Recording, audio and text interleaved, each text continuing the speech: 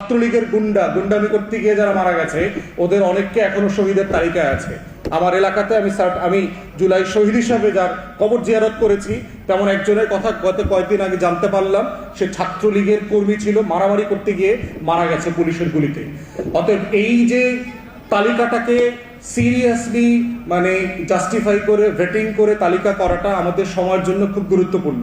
ধরনের ইভেন্টে আমরা যাচ্ছি এবং আমাদেরকে যেই মেমোরিতে আবার ফিরে দিতে হচ্ছে নিজেদেরকে, এটা আমাদের জন্য খুব কষ্টের। এবং পার্টিকুলারলি ধরেন বিচারের কথা আমাদেরকে বারবার বলতে হচ্ছে। আপনারা হয়তো দেখেছেন, আমি ব্যক্তিগতভাবে নিজের কথা অথবা নিজের স্মৃতিচারণ করা পছন্দ করি না। আমাদের দায় থেকে আমরা কাজ করি এবং আমাদের কাজগুলো আমরা কন্টিনিউ করছি। আমরা গত 2 সপ্তাহ আগে আইসিটির যিনি নতুন চিফ প্রসিকিউটর আছেন ওনার সাথে আমরা দেখা করেছি। বিচারের বিষয়গুলো নিয়ে আমাদের এবং আমাদের শহীদ পরিবারের যে কনসার্ন আছে সেই কনসার্নগুলো আমরা বলেছি এবং আমরা বলছি যে এটার যেই গতিটা আমরা দেখতে চাই সেই গতিটা আসলে দেখতে পাচ্ছি না। পার্টিকুলারলি আমরা সরকারের তরফ থেকে বিচারের প্রসেসকে গতিশীল করবার জন্য যে পরিমাণ লজিস্টিক্স দেওয়া দরকার, সাপোর্ট দেওয়া দরকার, সেই পরিমাণ টাকা পয়সা লজিস্টিক্স দেওয়া হচ্ছে না।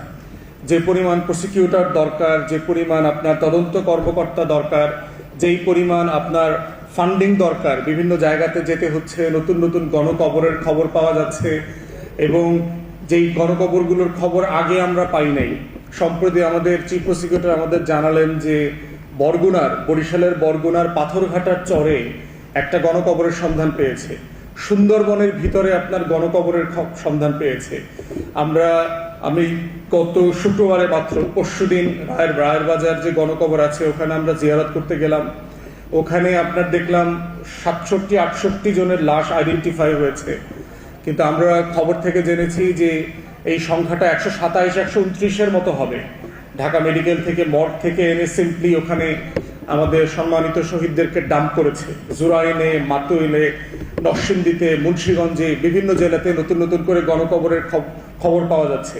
কিন্তু এগুলোতে ফরেন্সিক এভিডেন্স কালেক্ট করা, ডিএনএ স্যাম্পলিং করে এগুলোকে একটা ইন্টারন্যাশনাল স্ট্যান্ডার্ড মেনটেন করে বিচারের উপযোগী তথ্য কাঠামো তৈরি করা, সেখানে আমরা ঘাটতি দেখতে পাচ্ছি। তদন্ত সংস্থায় আইসিটিতে 1-2 জন খুবই খারাপ অসৎ কর্মকর্তা আছেন পুলিশের, যারা টাকার বিনিময়ে ব্যাপক লেনদেন করছেন আমরা খবর পাচ্ছি, এবং তারা বিচারিক প্রক্রিয়াকে স্লো করা, দুর্বল করে দেওয়া, দুর্বল এভিডেন্সটা প্রডিউস করা, এগুলোর কাজ করছেন।